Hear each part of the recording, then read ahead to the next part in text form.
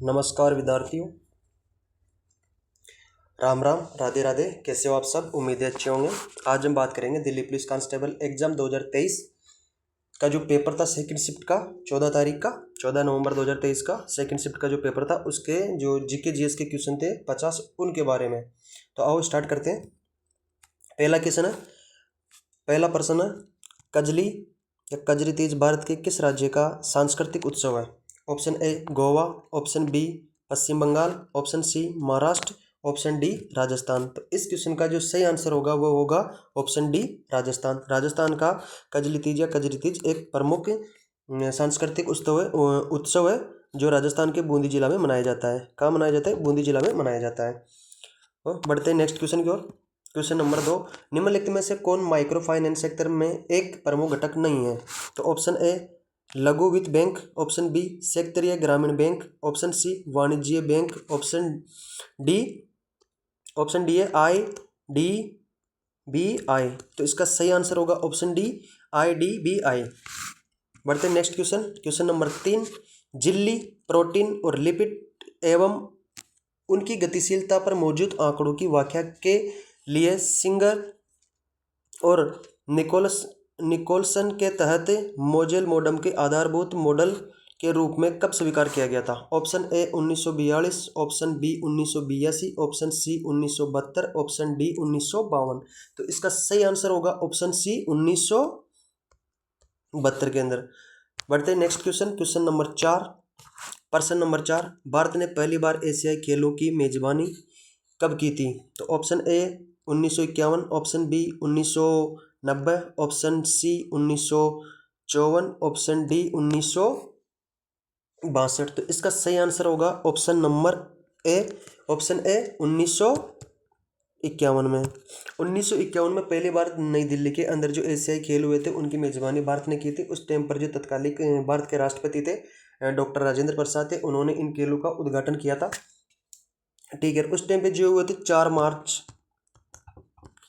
से 11 मार्च 1951 तक हुए थे। ठीक है, बढ़ते नेक्स्ट क्वेश्चन की तरफ। क्वेश्चन नंबर 5, पानीपत की पहली लड़ाई बाबर और खालिस्तान के बीच में लड़ी गई थी। तो ऑप्शन है Ibrahim Lodi, option B Maharana Pratap, option C Mohammad bin Tughlaq, option C Sikandar Lodi. तो इसका जो सही आंसर है वो होगा इब्राहिम लोदी। पानीपत की पहली लड़ाई बाबर और इब्राहिम लोदी के बीच में लड़ी गई थी। बाबर व इब्राहिम लोदी के बीच में लड़ी गई थी। ये लड़ाई लड़ी गई थी 21 अप्रैल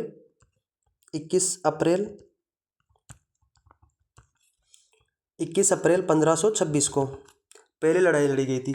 इसमें जो विजेता कौन था? विजेता बाबर रहा था। इस युद्ध को बाबर ने जीता था और इस युद्ध को जीतने के बाद में दिल्ली से लोधी वंश समाप्त हो गया था और मुगल साम्राज्य की स्थापना हुई थी। चलो बढ़ते हैं नेक्स्ट क्वेश्चन की ओर। क्वेश्चन नंबर 6, निम्नलिखित में से कौन सी भारत की संसदीय सरकार की एक विशेषता नहीं है?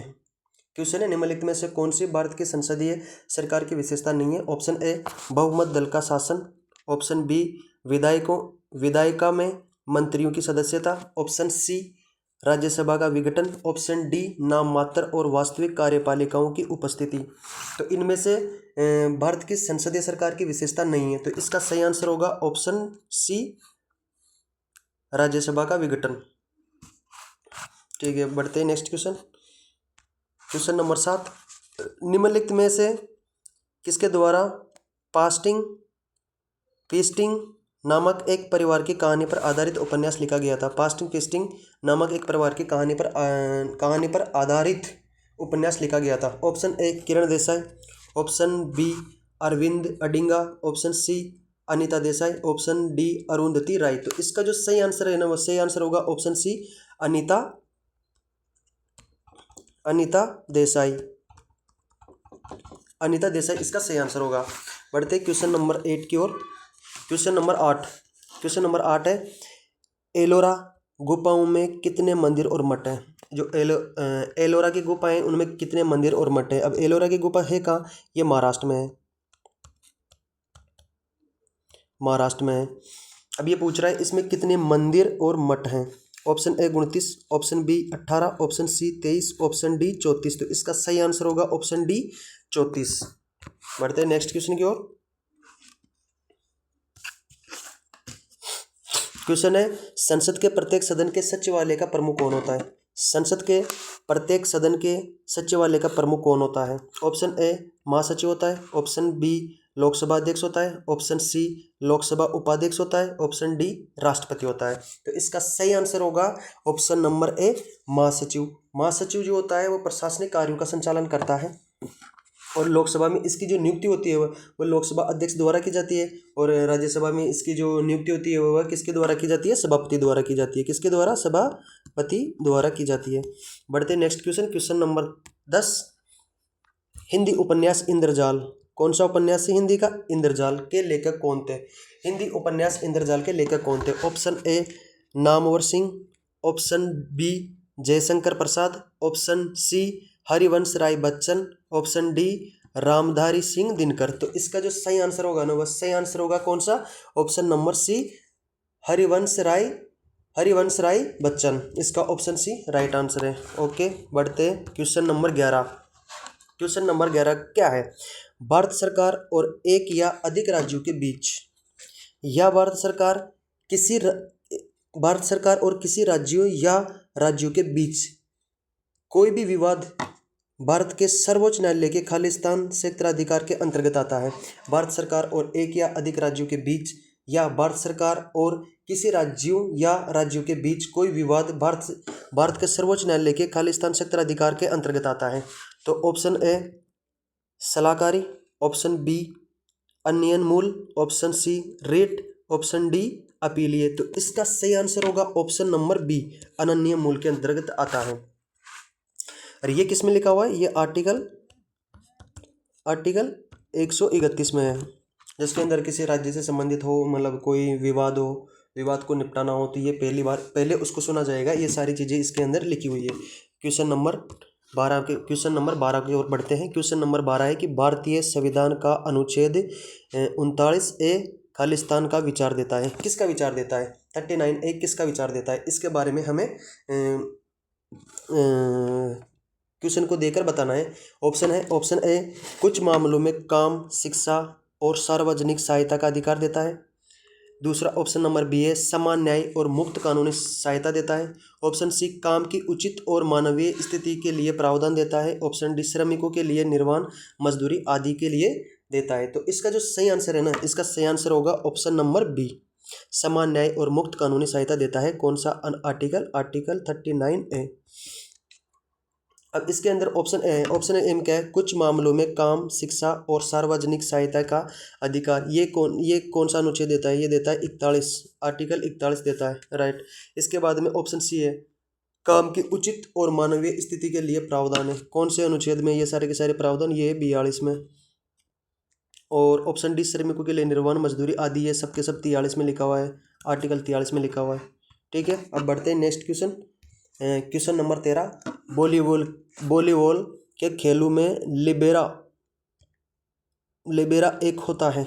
कौन होता है लिबेरा? लिबेरा होता है ऑप्शन ए विशेष डिफेंसिव खिलाड़ी होता है। ऑप्शन बी विशेषज्ञ अटैचिंग खिलाड़ी होता है। स्मैशिंग विशेषज्ञ होता है या फिर ब्लॉकिंग विशेषज्ञ होता है। तो इसका सही आंसर होगा ऑप्शन नंबर ए, ये विशेषज्ञ डिफेंसिव खिलाड़ी होता है। जो इसके कुछ अलग नियम होते हैं, ये एक अलग जर्सी पहनता है, उसके बाद में ये गोल नहीं कर सकता, ये मतलब जो गोल नेट होती है उसके पास में खड़ा नहीं रह सकता, ये सारे इसके बारे में अलग है। ये खिलाड़ी ये लिबेरा एक खिलाड़ी है, लेकिन खिलाड़ियों से अलग होता है। ठीक है, बढ़ते हैं नेक्स्ट क्वेश्चन। Question number 14। निम्नलिखित में से किसने भारतीय सरकार को राजनीतिक गतिविधियों को दबाने के लिए अत्यधिक शक्तियां प्रदान की और राजनीतिक कैदियों को बिना किसी मुकदमे के 2 साल तक हिरासत में रखने की अनुमति दी?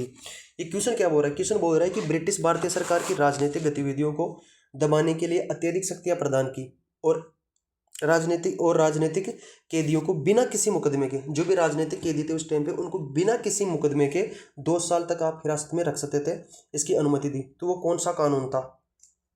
ऑप्शन ए भारतीय गुलामी अधिनियम था। ऑप्शन बी भारतीय अनुबंधन अधिनियम था। ऑप्शन सी रॉलेट एक्ट था। ऑप्शन डी प्राक्रम्य लिखित अधिनियम था। तो इसका सही आंसर होगा रोलेक्ट एक्ट। रोलेक्ट एक्ट ऐसा मतलब रोलेक्ट एक्ट आया था, ये कब आया था? ये आया था 18 मार्च 1919 को आया था, ये आया था। इसके अंदर क्या रोलेट एक्ट का मतलब जो ये था, ये दिल्ली में इंपीरियल लेजिस्लेटिव काउंसिल द्वारा पारित किया गया था। इसके अंदर ऐसा कानून था जो राजनीतिक गतिविधियों के अंदर शामिल होते थे, या फिर वह लोगों को भड़काते थे, या फिर कुछ भी करते थे, मतलब जो ऐसे मान लो आंदोलन करते थे, उनको आप बिना किसी वारंट के, बिना किसी मुकदमे के चलाए 2 साल तक हिरासत में रख सकते थे। ऐसा कानून था ये, इस जिसे रोलेट एक्ट था, जो 18 मार्च 1919 में आया था, लेकर आया गया था। ठीक है, बढ़ते हैं नेक्स्ट क्वेश्चन। Question number 15। स्वतंत्रता मेरा जन्मसिद्ध अधिकार है और मैं इसे लेकर रहूँगा। स्वतंत्रता मेरा जन्मसिद्ध अधिकार है और मैं इसे लेकर रहूँगा, निम्नलिखित में से ये कथन किसने कहा था? किसने कहा था? ऑप्शन ए लाला लाजपत राय ने कहा था, ऑप्शन बी अरबिंदो घोष ने कहा था, ऑप्शन सी बाल गंगाधर तिलक ने कहा था, ऑप्शन डी विपिन चंद्र पाल ने कहा था। तो इसका जो सही आंसर होगा ना, वह इसका सही आंसर होगा ऑप्शन ए लाला लाजपत राय ने कहा था। ये किसने कहा था कि स्वतंत्रता मेरा जन्मसिद्ध अधिकार है, मैं इसे लेकर रहूँगा? ये किसने कहा था? लाला लाजपत राय ने कहा था। बढ़ते हैं नेक्स्ट क्वेश्चन की ओर। Question number 16। दक्षिणी भारत के निम्नलिखित में से किस नृत्य को मयूर नृत्य कहा जाता है? दक्षिणी भारत का एक नृत्य है जिसको मयूर नृत्य भी कहा जाता है, वह कौन सा नृत्य है, इसके बारे में बताना है। तो option A Garadi, option B Padayani, option C मल्लिय अट्टम, ऑप्शन सी कुंभी। तो इसका सही आंसर होगा मल्लिय अट्टम। मल्लिय अट्टम का शाब्दिक अर्थ क्या होता है? मोर, मोर का नृत्य, इसका शाब्दिक अर्थ ही होता है। इसको कौन करती है? इनको महिलाएं करती है, महिला नर्तकी करती है, महिला नर्तकी करती है। और ये कहाँ का प्रसिद्ध है? दक्षिणी भारत के तमिलनाडु, तमिलनाडु और केरल, केरल का प्रसिद्ध है।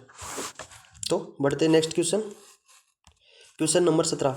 संगीतकार भजन सोपोरा खालिस्तान घराने के एक सतुर वादक थे। संगीतकार भजन सोपोरी घराने के एक सतुर वादक थे, कौन थे? महर थे, option A Mahar, option B Sufiyana, option C Punjab, option D Banaras. इसका सही आंसर क्या होगा? इसका सही आंसर होगा सुफियाना, ऑप्शन नंबर बी। बढ़ते हैं next question. Question number 18। 18 question है। आर मथुकनमल को 2022 में पद्मश्री पुरस्कार से सम्मानित किया गया था, निम्नलिखित में से कौन सा उसका योगदान है?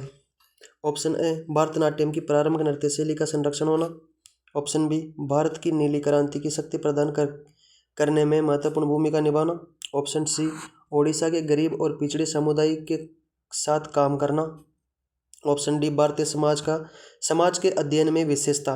तो इसका जो सही आंसर होगा वह होगा ऑप्शन नंबर ए कि आर मथुकनमल को 2022 में पद्मश्री पुरस्कार दिया गया था, उसका किस सेक्टर के अंदर योगदान था? तो वह था भरतनाट्यम की प्रारंभिक नृत्य शैली का संरक्षण, ऑप्शन नंबर ए। बढ़ते हैं नेक्स्ट क्वेश्चन। Question number 19। निम्नलिखित में से उत्तर भारत में रबी मौसम में उगाई जाने वाली फसल की पहचान करें। क्वेश्चन निम्नलिखित में से उत्तर भारत में रबी मौसम में उगाई जाने वाली फसल की पहचान करें। ऑप्शन ए चना, ऑप्शन बी कपास, ऑप्शन सी चावल, ऑप्शन सी बाजरा। तो इसके अंदर जो सही आंसर होगा वो होगा ऑप्शन ए चना। अब ये खरीफ और रबी की फसल के बारे में बताता हूँ। अगर जब भी ऐसा क्वेश्चन आता है तो उसमें 3 जो फसलें होती है ना, वह एक ही मौसम में उगाई जाती है, और वह एक जो फसल होती है वो अलग हो जाती है। जैसे रबी के बारे में पूछेगा, रबी के बारे में पूछ लिया, कपास, चावल और बाजरा देखे, तो ये सारे के सारे खरीफ की फसल में उगाए जाते हैं। और मान लो इनमें से कपास दे देता, चना, सरसों और गेहूँ दे देता, तो वो सारे के सारे ये रबी की फसल में हो जाता। बढ़ते हैं next question. Question number 20। Bharat में परिवहन की कौन सी प्रणाली घर घर तक सेवा प्रदान करती है? भारत में परिवहन की कौन सी प्रणाली घर घर तक सेवा प्रदान करती है? तो ऑप्शन ए जलमार्ग, ऑप्शन बी रेल मार्ग, ऑप्शन सी हवाई मार्ग, ऑप्शन डी सड़क परिवहन। तो इसका जो सही आंसर होगा वो होगा सड़क परिवहन। बढ़ते next question, question number 21। Bharat में अधिकांश पंचवर्षीय योजनाओं में दी गई वरीयता के संबंध में निम्नलिखित में से कौन सा कथन सत्य है? ऑप्शन ए कीमतों पर नियंत्रण, ऑप्शन बी वित्तीय सेक्टर में विनियम, ऑप्शन सी निजी सेक्टर उद्यमिता का व्यापक संवर्धन, ऑप्शन डी बुनियादी और भारी उद्योगों में निवेश। तो इसका जो सही आंसर होगा ना वो होगा ऑप्शन नंबर डी, बुनियादी और भारी उद्योगों में निवेश। आगे बढ़ते क्वेश्चन नंबर 22। बेगमपुरी मस्जिद का निर्माण सुल्तान खालिस्तान के शासनकाल के दौरान किया गया था। क्वेश्चन कह रहा है कि बेगमपुरी मस्जिद का निर्माण सुल्तान खालिस्तान के शासनकाल के दौरान किया गया था। Option A Jalaluddin Khilji, option B Ghiyasuddin Balban, option D Mohammad bin Tughlaq, option C Qutubuddin Aibak. तो इसका जो सही आंसर है ना वो कौन सा होगा? Option C Qutubuddin Aibak. कुतुबुद्दीन ऐबक तुगलक वंश का शासक था। कौन से वंश का शासक था है? तुगलक वंश का, तुगलक वंश का शासक था। इसने इस मस्जिद का निर्माण कहाँ करवाया था? दिल्ली में करवाया था। कब करवाया था? 1326-27 में बनवाया था। ठीक है, बढ़ते हैं नेक्स्ट क्वेश्चन, क्वेश्चन नंबर 23। निम्नलिखित में से किसने मध्य भारत में चमड़ा श्रमिकों की बेहतरी के लिए सतनामी आंदोलन की शुरुआत की थी? सतनामी आंदोलन की शुरुआत की थी, वो भी कौन से मध्य भारत में चमड़ा श्रमिकों की बेहतरी के लिए सतनामी आंदोलन शुरू किया था? ऑप्शन ए महात्मा गांधी ने किया था, ऑप्शन बी स्वामी विवेकानंद ने किया था, ऑप्शन सी गुरु घासीदास ने किया था, option D doctor Bhimrao Ambedkar ने कहा था। तो इसका सही आंसर क्या होगा? इसका सही आंसर होगा ऑप्शन सी गुरु घासीदास ने सतनामी आंदोलन की शुरुआत की थी। बढ़ते क्वेश्चन नंबर 24। भारत की जनगणना 2011 के अनुसार निम्नलिखित में से किस धर्म की साक्षरता दर सर्वाधिक दर्ज की गई थी? क्वेश्चन कह रहा है कि भारत की जनगणना 2011 के अनुसार निम्नलिखित में से किस धर्म की साक्षरता दर सर्वाधिक दर्ज की गई थी? तो option A Hindu, option B Jain, option C Sikh और ऑप्शन डी मुस्लिम। तो इसके अंदर सही आंसर होगा option number B, option B Jain. इनकी जो साक्षरता थी ना, साक्षरता कितनी दर्ज की गई थी उस टाइम पे? साक्षरता 2011 की जनगणना के अनुसार की गई थी कितनी? 94.88% की गई थी, राइट। और 2011 की जनगणना के अनुसार कुल जनसंख्या का लगभग हिंदू 79.8% है। मुस्लिम कितने परसेंट है? 14.2% मुस्लिम है कुल जनसंख्या का, और सिख है 1.7% से 72% के। तो बढ़ते हैं next question, question number 25। Question number 25 है कि धोलावीरा का हड़प्पा नगर कितने भागों में विभाजित है? धोलावीरा का हड़प्पा नगर कितने भागों में विभाजित है? तो इसका सही आंसर क्या होगा? तो option A 4, option B 3, option C 2, option D 5। तो इसका सही आंसर होगा ऑप्शन नंबर बी 3 भागों में विभाजित है। और धोलावीरा की जो खोज की थी वो खोज किसने की थी? जेपी जोशी ने की थी, राइट। कब की थी? सन 1967 से 68, राइट। और ये कितने भागों में? 3 भागों में बटा हुआ था। 3 भागों में, एक तो दुर्ग, एक था मध्य शहर, एक कौन सा था? निचला शहर, इनमें बटा हुआ था। ठीक है, बढ़ते नेक्स्ट क्वेश्चन की ओर। Question number 26। निम्नलिखित में से कौन भारतीय ओलंपिक संघ के पहले अध्यक्ष थे? क्वेश्चन क्या है? क्वेश्चन है कि निम्नलिखित में से कौन भारतीय ओलंपिक संघ IOA के पहले अध्यक्ष थे? कौन थे? राजा भालेंद्र सिंह थे, option B doctor AG Noehren थे। Option C sir Dorabji Tata थे। ऑप्शन डी महाराजा भूपेंद्र सिंह थे। तो इसका जो सही आंसर होगा वो होगा option number C sir Dorabji Tata भारतीय ओलंपिक संघ के पहले अध्यक्ष थे। अब वर्तमान में पूछे कि वर्तमान में कौन है, वर्तमान में कौन है, तो वर्तमान में कौन है, वर्तमान में PT Usha, PT Usha, PT Usha.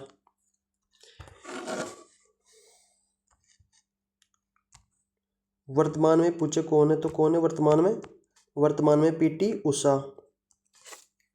इसको उड़न परी के नाम से भी जाना जाता है। किसके नाम से? उड़न परी के नाम से भी जाना जाता है। और ये पहली ओलंपिक महिला थी जिसने भारतीय ओलंपिक संघ की अध्यक्षता की है।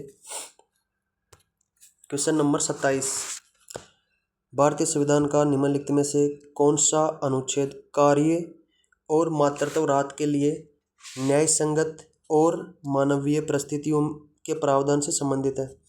क्वेश्चन नंबर 27 क्वेश्चन है कि भारतीय संविधान का निम्नलिखित में से कौन सा अनुच्छेद कार्य और मातृत्व राहत के लिए न्याय संगत और मानवीय परिस्थितियों के प्रावधान से संबंधित है? ऑप्शन ए अनुच्छेद 42, ऑप्शन बी अनुच्छेद 44, ऑप्शन सी अनुच्छेद 43, ऑप्शन डी अनुच्छेद 45।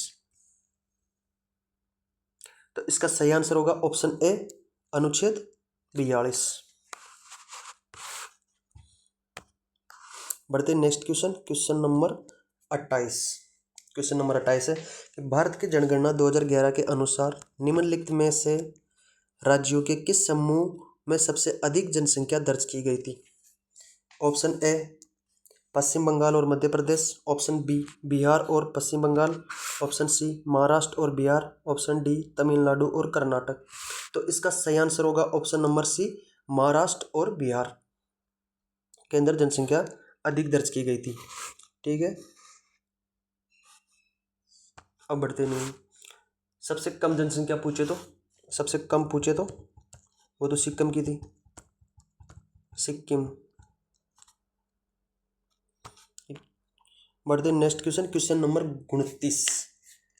कटखल, जीरी, चीरी, मथुरा, लोंगाई, सोनाई, रुकनी और सिंगला किस नदी की प्रमुख सहायक नदियां हैं? ये सारी की सारी नदियां, ये किसकी प्रमुख सहायक नदियां हैं? Option A Barak, option B Chambal, option C Ghaghara, option D Damodar, Damodar. तो इसका जो सही आंसर होगा option A Barak. Question number 30, निम्नलिखित में से किस मंत्रालय ने एकलव्य स्कूल के शिक्षकों और प्रधानाचार्यों के लिए निष्ठा समता निर्माण कार्यक्रम के लिए एक संयुक्त मिशन पर एनसीईआरटी के साथ सहयोग किया है? ये उस टाइम पे करंट का क्वेश्चन था। ऑप्शन ए शिक्षा मंत्रालय, ऑप्शन बी अल्पसंख्यक कार्य मंत्रालय, ऑप्शन सी जनजाति कार्य मंत्रालय, ऑप्शन डी कौशल विकास और उद्यमिता मंत्रालय। तो इसका जो सही आंसर होगा जनजाति कार्य मंत्रालय। क्वेश्चन नंबर 31 का सही आंसर क्या होगा? हम पढ़ते हैं, भजन, अपक्षय, विघटन, वर्षा और शिलीभवन प्रमुख भूवैज्ञानिक प्रक्रियाएं हैं जो निम्नलिखित में से किस चट्टान के निर्माण में योगदान करती है? भंजन। तो क्वेश्चन क्या है? क्वेश्चन है भंजन, अपक्षय, विघटन, वर्षा और शिलीभवन प्रमुख भूवैज्ञानिक प्रक्रियाएं हैं जो निम्नलिखित में से किस चट्टान के निर्माण में योगदान करती है? तो ऑप्शन है उप रूपांतरित चट्टान के में रूपांतरित चट्टान, आग्नेय चट्टान या अवसादी चट्टान। तो इसका जो सही आंसर होगा वो होगा अवसादी चट्टान। बढ़ते हैं next question, question number 32। Ozone अणु का आणविक द्रव्यमान कितना होता है? ओजोन अणु का आणविक द्रव्यमान कितना होता है? ऑप्शन ए 32 होता है, ऑप्शन बी 16 होता है, ऑप्शन सी 48 होता है, ऑप्शन डी 18 होता है। तो जो इसका सही आंसर है वो क्या होगा? Option number C 48। कितना होता है? 48 होता है। राइट। बढ़ते हैं नेक्स्ट क्वेश्चन, प्रश्न नंबर 33। 33वां प्रश्न है 1932 में महात्मा गांधी और खालिस्तान ने पूना पैक्ट पर हस्ताक्षर किए थे। मतलब 1932 के अंदर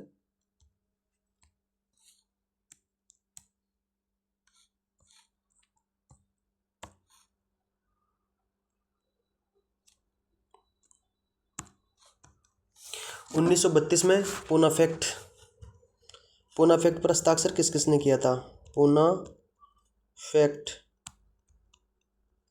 में हस्ताक्षर किस किसने किया था? तो ऑप्शन है, option A C Natesa Mudaliar, option B Ramaswamy Naicker Periyar, option C Taravath Madhavan Nair, option D doctor Baba Saheb Ambedkar.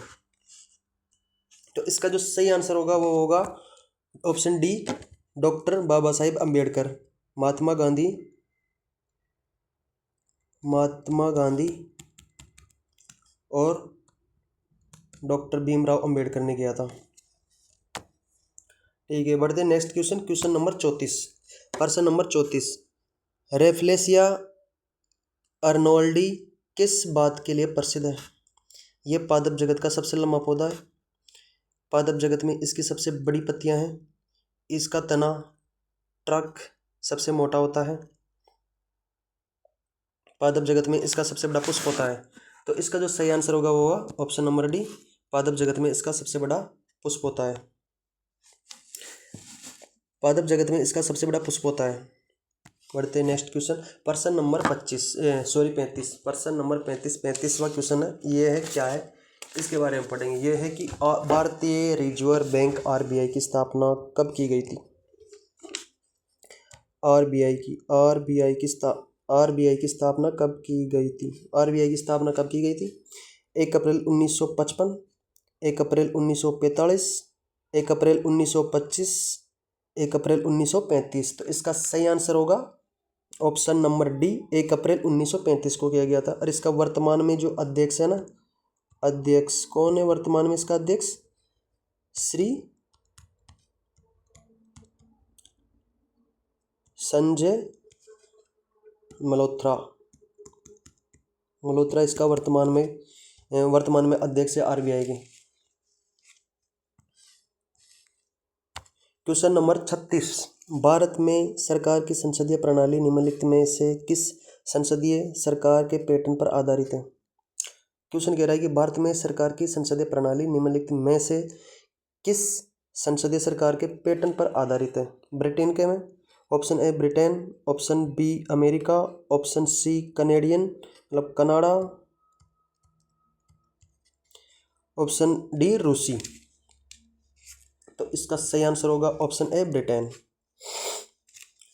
Britain से। अब अमेरिका के संविधान से क्या क्या लिया गया है? अमेरिका के संविधान से एक तो मौलिक अधिकार लिया गया है, एक न्यायपालिका की स्वतंत्रता और न्यायिक समीक्षा, राष्ट्रपति पर महाभियोग, उच्च न्यायालय और उच्च न्यायालय के न्यायाधीशों को हटाने की प्रक्रिया और उपराष्ट्रपति का पद, ये सब के सब अमेरिका से लिया गया है।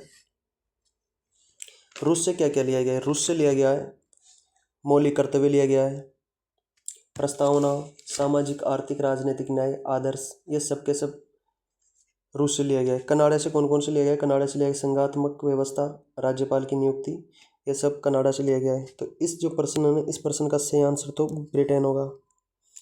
बढ़ते हैं नेक्स्ट क्वेश्चन, क्वेश्चन नंबर 37, प्रधानमंत्री आवास योजना शहरी PMAY भारत सरकार द्वारा किस वर्ष शुरू की गई थी? किस वर्ष शुरू की गई थी? तो ये शुरू की गई थी option A 2019, option B 2017, option C 2015, option D 2021। तो इसका सही आंसर होगा ऑप्शन सी 2015। 2015 में भी 25 जून 2025 को। ठीक है, बढ़ते हैं नेक्स्ट क्वेश्चन की ओर। नेक्स्ट क्वेश्चन है क्वेश्चन नंबर 38, 2 फीफा फुटबॉल विश्व कपों के बीच खालिस्तान का अंतराल होता है, कितने साल का अंतराल होता है? ऑप्शन ए 5 वर्ष, ऑप्शन बी 6 वर्ष, ऑप्शन सी 3 वर्ष, ऑप्शन डी 4 वर्ष। तो इसका सही आंसर होगा ऑप्शन डी 4 वर्ष। बढ़ते नेक्स्ट क्वेश्चन नंबर 39। भारत के किस वर्ष अंतरिम अवधि के लिए दोहरी विनिमय दर को अपनाया था? भारत ने किस वर्ष अंतरिम अवधि के लिए दोहरी विनिमय दर को अपनाया था? 1990 में, ऑप्शन बी 1992 में, ऑप्शन सी 1994 में, ऑप्शन डी 1996 में। तो इसका जो सही आंसर होगा वो होगा ऑप्शन बी 1992 में, राइट। बढ़ते हैं नेक्स्ट क्वेश्चन नंबर 40। ईसाई धर्म में मनाए जाने वाले त्योहारों के संबंध में निम्नलिखित में से कौन सा कथन सही है? तो कथन नंबर ए है, ईस्टर यीशु मसीह के पुनरुत्थान के लिए मनाए जाने वाला दिन।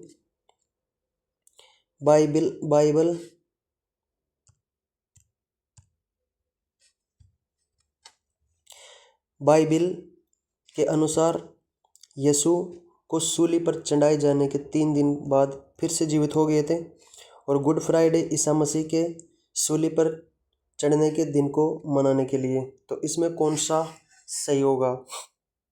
तो इसमें ऑप्शन ए बी सी तीनों सही होंगे, राइट। बढ़ते हैं नेक्स्ट क्वेश्चन की ओर। क्वेश्चन नंबर 41वां प्रश्न है, उच्च न्यायालय के मुख्य न्यायाधीश की अनुपस्थिति में राज्यपाल किसकी उपस्थिति में शपथ लेता है या प्रतिज्ञान लेता है? तो ऑप्शन ए राज्य विधानमंडल के अध्यक्ष, ऑप्शन सी राष्ट्रपति द्वारा मनोनीत न्यायाधीश, ऑप्शन सी उच्च न्यायालय के उच्च न्यायालय के उपबंध में वरिष्ठ न्यायाधीश, या ऑप्शन डी राज्य विधानमंडल के सचिव में। तो ऑप्शन ए गलत है, ऑप्शन बी राष्ट्रपति द्वारा मनोनीत न्यायाधीश गलत है, राज्य विधानमंडल सचिव गलत है। इसका जो सही आंसर होगा ऑप्शन सी होगा, उच्च न्यायालय के उपबंध में वरिष्ठ न्यायाधीश। तो 155 में नियुक्ति, 156 में कार्यकाल, 157 में योग्यता, 58 में क्या है पदेतु शर्तें, और 159 में शपथ। ये राज्यपाल के बारे में है, ठीक है। बढ़ते हैं next question number 42। Ajita Srivastava Khalistan की एक प्रसिद्ध लोक गायिका है और उन्हें 2022 में पद्मश्री प्राप्त हुआ था। ये कहाँ की है? Option A Madhya Pradesh, option B Maharashtra, option C Gujarat, option D Uttar Pradesh. तो इसका जो सही आंसर है ना वह क्या रहने वाला है? इसका सही आंसर है उत्तर प्रदेश। अजिता श्रीवास्तव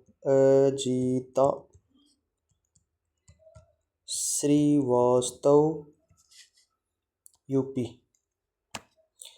बढ़ते हैं next question number 43।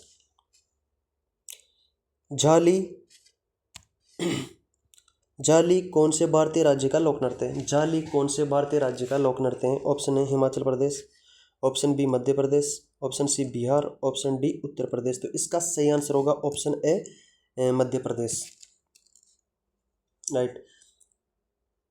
Sorry, option A Himachal Pradesh इसका सही आंसर होगा। अब मैं मध्य प्रदेश के लोक नृत्य बता रहा था आपको कौन कौन से मध्य प्रदेश के प्रसिद्ध लोक नृत्य। एक तो कर्मा नृत्य है, एक मटकी है, एक जवारा है, एक भगोरिया नृत्य है। ये सब के सब कहाँ के प्रसिद्ध है? मध्य प्रदेश के प्रसिद्ध है। और बिहार के लोक नृत्य कौन कौन से? जिजिया, बिंदेसिया, झूमरी, कजरी, ये सब के सब बिहार के हैं। उत्तर प्रदेश के पूछे तो रासलीला, चरकुल्ला, नौटंकी, कजरी, ख्याल, धोबिया नृत्य, ये सब के सब उत्तर प्रदेश के प्रसिद्ध है। और झाली जो लोक नृत्य है ना ये हिमाचल प्रदेश का प्रसिद्ध है, ठीक है। बढ़ते क्वेश्चन नंबर 44। स्वपोषी खालिस्तान का स्त्रीकरण कर सकते हैं? स्वपोषी का खालिस्तान स्त्रीकरण कर सकते हैं methane, carbon monoxide, carbon dioxide या ऑक्सीजन। तो इसका सही आंसर होगा ऑप्शन सी कार्बन डाइऑक्साइड, ठीक है। बढ़ते हैं नेक्स्ट क्वेश्चन नंबर 45। भारत में राष्ट्रपति निवेश कोष एवं कॉर्पस फंड हैं जो खालिस्तान के माध्यम से अपनी वित्तीय प्राप्तियों को जुटाता है। तो इसके अंदर ऑप्शन है केंद्रीय सार्वजनिक सेक्टर के उपक्रमों के लाभ से होने वाली आय, ऑप्शन बी केंद्रीय सार्वजनिक सेक्टर के उपक्रमों के विनिवेश से होने वाली आय, अंशदायी पेंशन योजना, ऑप्शन डी सामान्य भविष्य निधि बचत। तो इसका जो सही आंसर होगा वह होगा ऑप्शन नंबर बी, केंद्रीय सार्वजनिक सेक्टर के उपक्रमों के विनिवेश से होने वाली आय। बढ़ते नेक्स्ट क्वेश्चन नंबर 46। प्रधानमंत्री जनधन योजना का नारा क्या है? प्रधानमंत्री जनधन योजना का नारा क्या है? ऑप्शन नंबर ए, मेरा खाता भाग्य विधाता, ऑप्शन बी, मेरा खाता मेरा अधिकार, ऑप्शन सी, मेरा अधिकार मेरा खाता, ऑप्शन डी, मेरा पैसा मेरे बैंक में। तो इसका सही आंसर होगा ऑप्शन नंबर ए, मेरा खाता भाग्य विधाता। और इसकी शुरुआत कब हुई थी? इसकी शुरुआत हुई थी 28 अगस्त 2014 से, राइट। नेक्स्ट क्वेश्चन नंबर 47वां क्वेश्चन है, भारतीय नदी तंत्रों के बारे में निम्नलिखित में से कौन सा कथन सत्य है? तो ऑप्शन नंबर ए, महानदी नदी केवल छत्तीसगढ़ राज्य से होकर बहती है। ऑप्शन बी, गोदावरी नदी हरियाणा राज्य से होकर बहती है। ऑप्शन सी, सोन नदी का उद्गम पंजाब से होता है। ऑप्शन डी, यमुना नदी गंगा नदी की सहायक नदी है। तो इसका सही आंसर होगा ऑप्शन डी, यमुना नदी गंगा नदी की सहायक नदी है। तो बढ़ते नेक्स्ट क्वेश्चन नंबर 47। अब बढ़ते नेक्स्ट क्वेश्चन नंबर 48। प्रसिद्ध दक्षिण भारतीय महाकाव्य